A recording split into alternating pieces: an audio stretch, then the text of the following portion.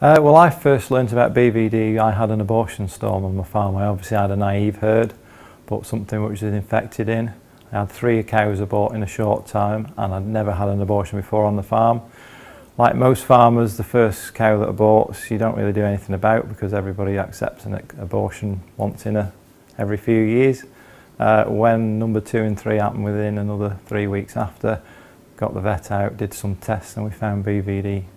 We've eradicated BVD by blood testing and using tag and tests. Now obviously we did that to try and find PIs. When we actually really got stuck into it, we found antibodies, so we'd known we'd had infection in the past, which we already knew.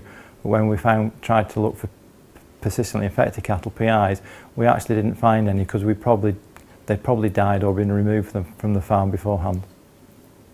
The benefits of eradicating are huge.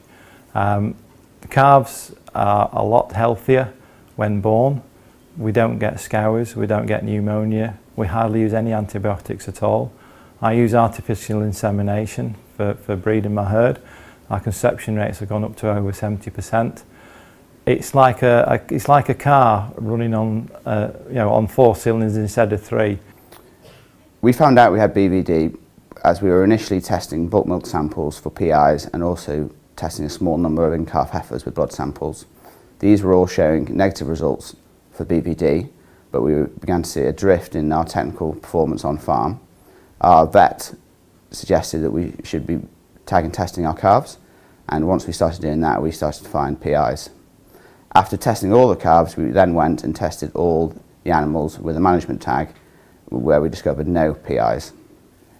We have removed the PI calves by having them put down on farm by our vet, and once we began our vaccination programme and continued with the tagging and testing, after 9 months we quickly saw a massive increase in on-farm technical performance.